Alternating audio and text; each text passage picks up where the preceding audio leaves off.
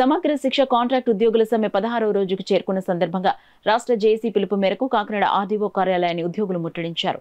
ఈ సందర్భంగా విధులకు ఆటంకం కలిగించొద్దని పోలీసులు ముట్టడి చేసిన ఉద్యోగులతో వాగ్వాదానికి దిగారు. ఐటీయూ జిల్లా అధ్యక్షులు దువ్వా శేషబాబ్జీ కలుగజేసుకుని రాజ్యాంగం ప్రకారం పోలీసులు విధులు నిర్వహించాలని సూచించారు. ఈ ముట్టడికి ఏపీ సమగ్ర శిక్ష కాంట్రాక్ట్ అవుట్సోర్సింగ్ ఉద్యోగుల జేఏసీ రాష్ట్ర గౌరవ అధ్యక్షులు ఏవి నాగేశ్వరరావు పాల్గొని మాట్లాడుతూ, చట్టబద్ధంగా నెల రోజులకు ముందే ప్రభుత్వానికి సమగ్ర శిక్ష అధికారులకు సమ్మె నోటీసు ఇచ్చి సమ్మె చేస్తున్నామని, నెల రోజుల సమయంలో రాష్ట్ర అధికారులు ఎటువంటి చర్యలు చేపట్టకపోవడంతోనే ఉద్యోగుల డిమాండ్లపై కనీసం స్పందించకపోవడం వల్లే రాష్ట్ర వ్యాప్తంగా సమగ్ర శిక్ష కాంట్రాక్ట్ అవుట్సోర్సింగ్ పార్ట్ టైం 9 రకాల విభాగాల 25,000 మంది ఉద్యోగులు 16 రోజుల నుంచి సమ్మె చేయాల్సిన పరిస్థితి వచ్చిందని వివరించారు.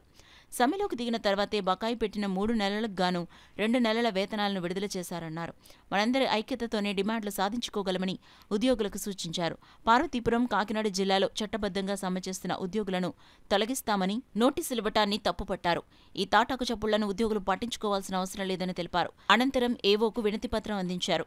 ఈ కార్యక్రమానికి సిఐటియు జిల్లా ప్రధాన కార్యదర్శి చెక్కల రాజ్కుమార్, జేఏసీ జిల్లా అధ్యక్ష కార్యదర్శులు ఎం చంటిబాబు, సత్యనాగమణి, జేఏసీ జిల్లా ఉపాధ్యక్షులు MV Saikiran, A Lovaraju, PVV Mahalakshmi, M Radhakrishna, సహాయ కార్యదర్శులు K Chandrashekar, G Narayana, MB Salman, జిల్లా కోశాధికారి P Raju, K Srinivas, M Gangadhar తదితరులు నాయకత్వం వహించారు.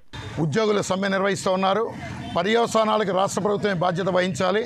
ఇవాళ ఉద్యోగుల్ని భయభ్రాంతులకు గురి చేయడానికి, మహిళా ఉద్యోగుల మీద తీవ్రంగా పరుష పదజాలంతో వారితో అధికారులు వ్యవహరిస్తూ ఉన్నారు. ఆ కేజీబీబీ సెక్రటరీ కావచ్చు, ఎస్పీడీ కావచ్చు, అలాగే కొన్ని జిల్లాల్లో ఉన్న నంద్యాల అటువంటి జిల్లాల్లో ఉన్న డిఈఓలు, ఎంవీఓలు వీటిని ఎస్ఎస్ఐ జేఏసీ ఖండిస్తూ ఉంది. ఇటువంటి విధానాలతోటి మీరు కనుక సమ్మె చేస్తున్న వాళ్ళ మీద మాట్లాడితే కనుక మరింత పెద్ద ఎత్తున ఎస్ఎస్ఐ జేఏసీగా రిటాలియేట్ చేస్తామని హెచ్చరిక చేస్తూ ఉన్నాం. ఈ అధికారులందరూ కూడా ఆలోచించాలి.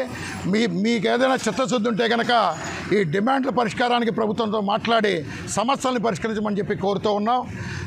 ఈ సమ్మె ఏదైతే డిమాండ్లు ఉన్నాయో ప్రధానంగా హెచ్ఆర్ పాలసీ, రెగ్యులరైజేషను, అందరికీ సమాన పనికి సమాన వేతనం, ఎంటీఎస్సీబీ పరిష్కారం అయ్యేదాకా కూడా సమ్మె కొనసాగుతుందని చెప్పి ఎస్ఎస్ఐ జేఏసీ తెలుపుతాం.